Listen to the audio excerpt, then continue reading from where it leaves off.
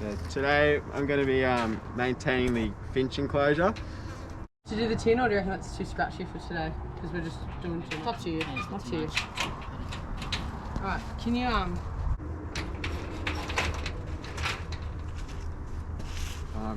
With most birds we have double door lock system because they're very easy to escape and hard to manage, especially when the finches are so small like they are.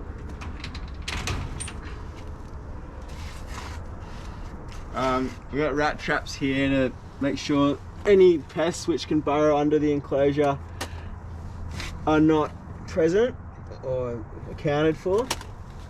So we check them every time we come into the enclosure.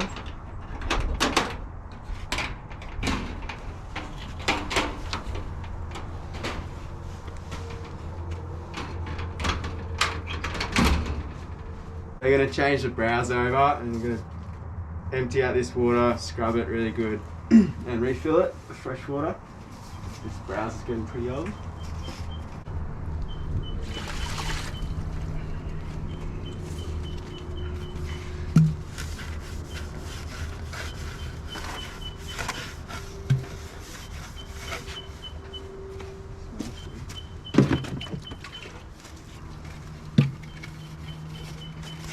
if you want that jug full of water, so when you fill it up. Cheers.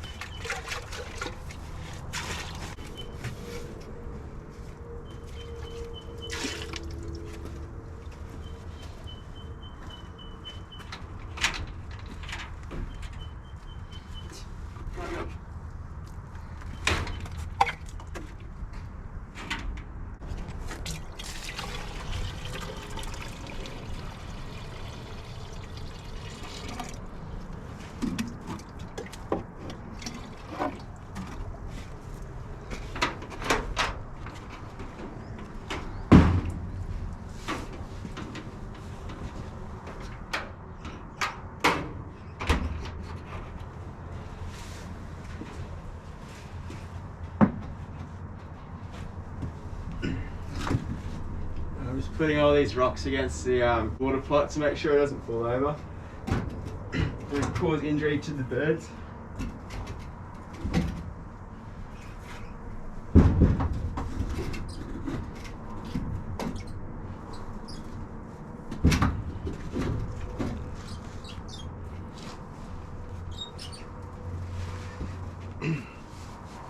In the Finch enclosure we like to keep a thicker top story and the bottom really clear and clean,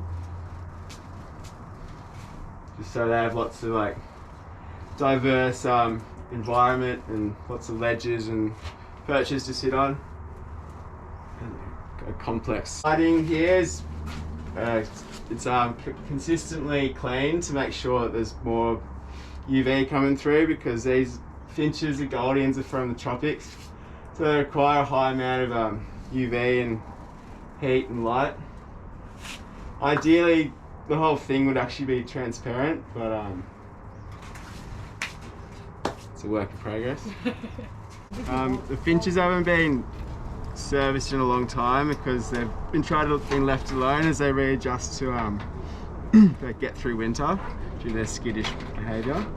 So I'm gonna have to take it really slow and quiet and just try not to disrupt them, because they're very vulnerable to quick heart attacks in a matter of seconds.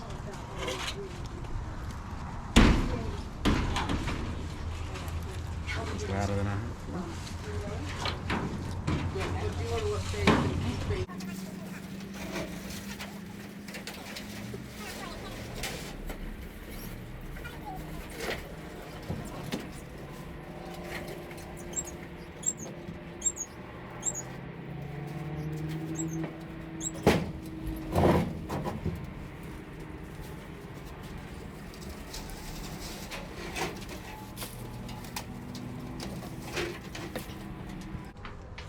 We try to keep the airlock as open for as short amount of time as possible, because they're so small you can easily miss them in the airlock.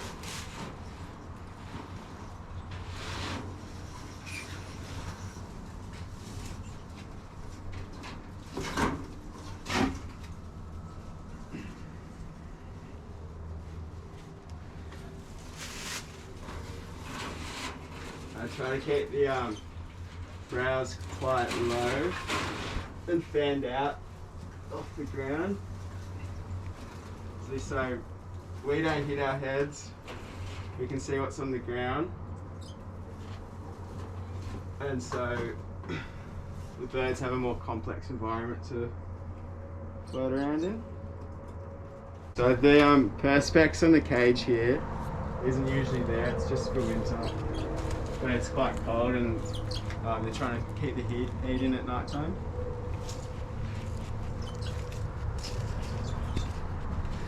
Yeah, when you're doing this, you just want to look at the bird's heart rate, make sure they're not getting freaked out too much.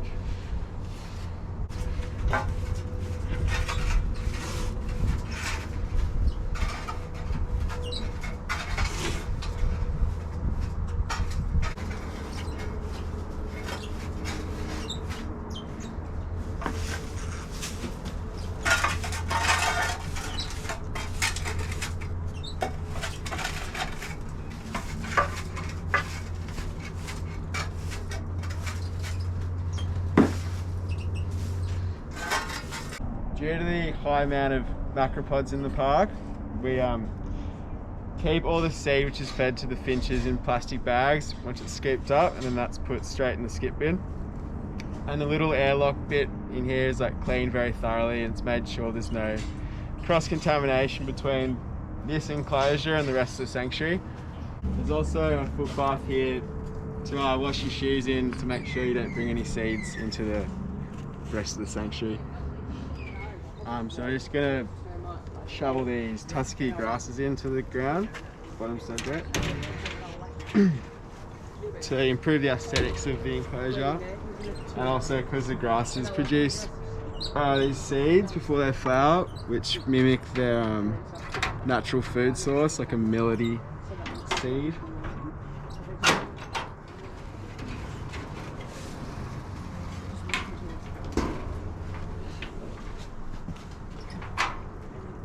I'll put them as close to the to cover the pots and stuff as possible to make aesthetics a bit better.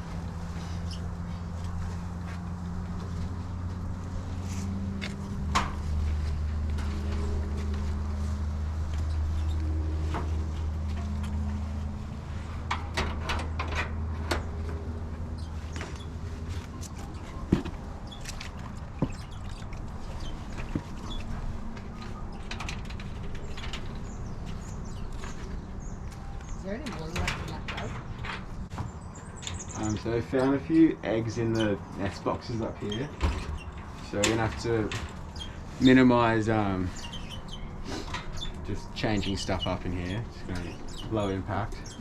So I'm just gonna clean some of the perches with F10. Oh shit.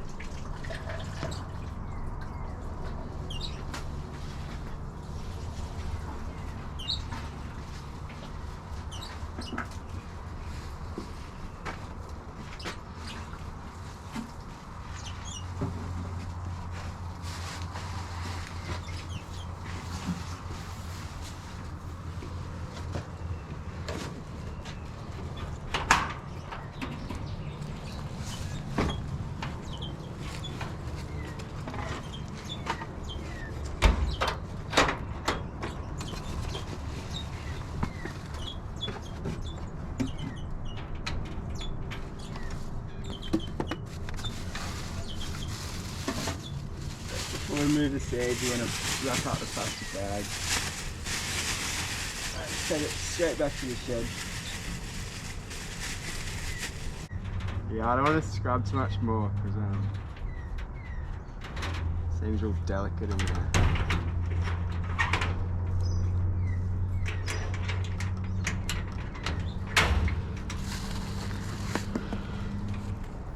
Putting the rubbish where the rubbish goes.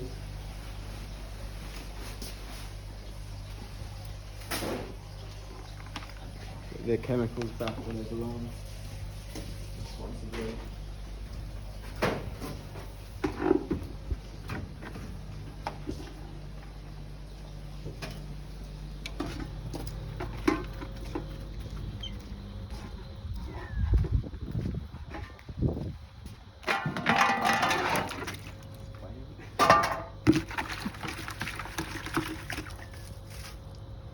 And washing out the bucket and the scraper to avoid cross-contamination between enclosures.